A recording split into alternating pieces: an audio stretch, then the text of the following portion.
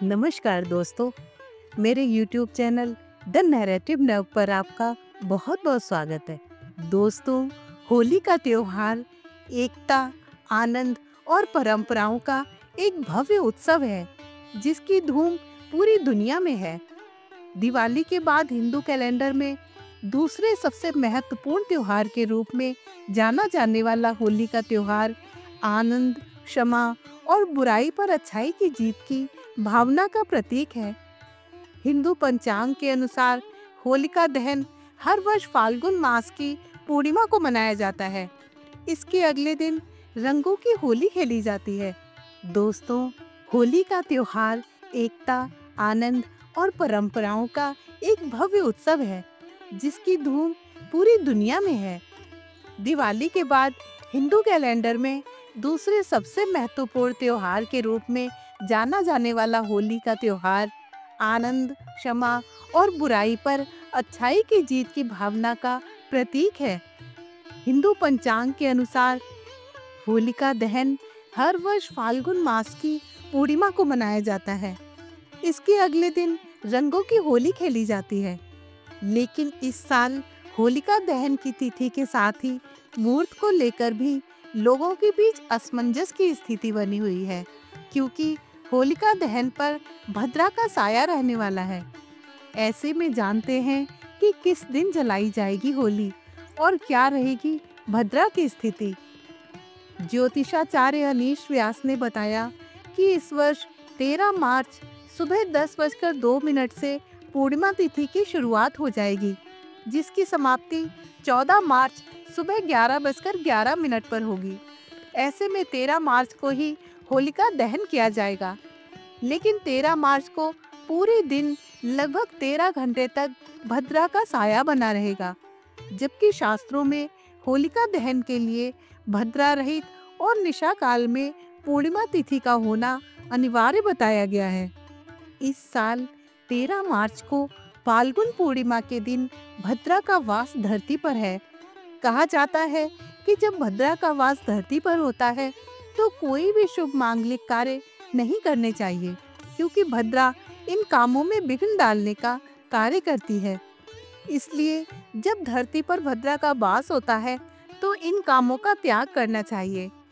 होलिका दहन पर पूर्णिमा तिथि के साथ ही भद्रा की भी शुरुआत हो जाएगी, जो कि रात 10:36 तक रहेगी। इसलिए भद्रा खत्म होने के बाद ही होलिका दहन किया जाएगा।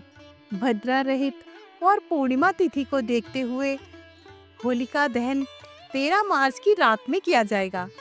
होलिका दहन के लिए ज्योतिषाचार्य ने रात 10:35 से 11:26 तक का समय शुभ बताया है। ऐसे में होलिका दहन देर रात किया जाएगा और इसके लिए लगभग 1 घंटे 9 मिनट का ही शुभ समय मिलेगा। होलिका दहन के साथ ही होली की तिथि को लेकर भी लोग कंफ्यूज हैं कि होली 14 मार्च को होगी या 15 मार्च को।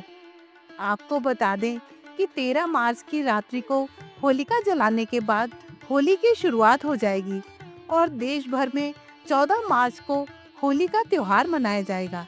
आइए अब होलिका दहन की पूजा विधि और पूजा सामग्री के बारे में जान लेते हैं। होलिका दहन की पूजा के लिए सबसे पहले गाय के गोबर से होलिका और प्रहलाद की मूर्ति बनाकर एक थाली में रखें। इसके साथ रोली, फूल, मूंग, नारियल, अक्षत, साबुत हल्दी, बताशे, कच्चा सूत, फल और एक कलश भरकर रखें। फिर भगवान नरसिंह का ध्यान करते हुए उन्हें रोली, चंदन, 5 प्रकार के अनाज और फूल अर्पित करें। इसके बाद कच्चा सूत लेकर होलिका की 7 परिक्रमा करें। अंत में गुलाल डालकर जल चढ़ाएं। दोस्तों, होलिका दहन बुराई पर अच्छाई की जीत का प्रतीक है। पौराणिक कथा के अनुसार भक्त प्रहलाद को मारने के लिए उसकी बुआ होलिका ने उसे आग में बैठाने का प्रयास किया था, लेकिन विष्णु जी की कृपा से प्रहलाद सुरक्षित रहे और होलिका जलकर भस्म हो गई। तभी से ये पर्व हर साल मनाया जाता है। पर होलिका दहन का महत्व पौराणिक कथाओं से कहीं अधिक है। होलिका के जलाने की परंपरा आत्मा की शुद्धि और मन की पवित्रता का प्रतीक है, जो व्यक्तियों को होली के उत्सव के लिए तैयार करती है। इसके अतिरिक्त होलिका दहन कृषि चक्र से भी संबंधित है। ये पर्व देवताओं को भरपूर फसल के लिए प्रतीकात्मक रूप से अर्पित किया जाता है और आने वाले वर्ष में समृद्धि और प्रचुरता के लिए उनका आशीर्वाद प्राप्त करने की प्रार्थना की जाती है।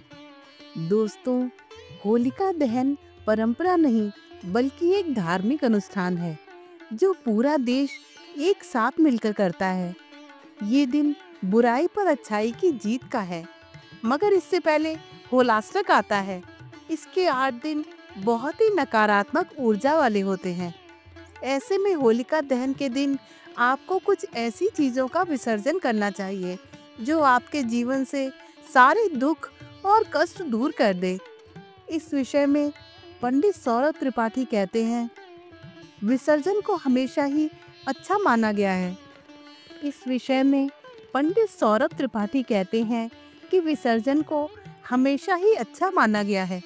ये एक ऐसी क्रिया है जिसके माध्यम से आप नकारात्मक ऊर्जा को एक वस्तु में इकट्ठा करते हैं, मगर इसके लिए आपको वस्तु का चुनाव सही करना चाहिए। नौकरी और व्यापार में सफलता के लिए होलिका में गेहूं की बालियां, मूंग और गुड़ अर्पित करें।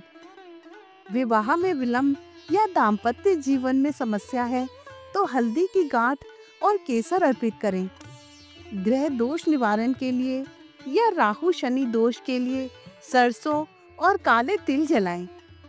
धन संपत्ति की वृद्धि के लिए गुड़ और चावल अर्पित करें। बुरी नजर और शत्रु बाधा से मुक्ति के लिए काले तिल, सरसों और नीम की पत्तियां जलाएं। होलिका की अग्नि में सही सामग्री को अर्पित करने से न केवल नकारात्मक ऊर्जा समाप्त होती है, बल्कि ग्रह दोषों और जीवन की विभिन्न समस्याओं का भी समाधान होता है।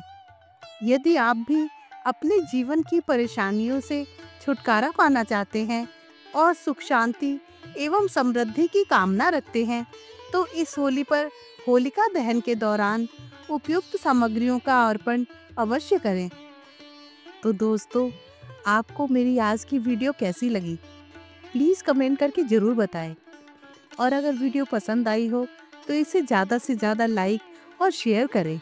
मिलते हैं नेक्स्ट वीडियो में।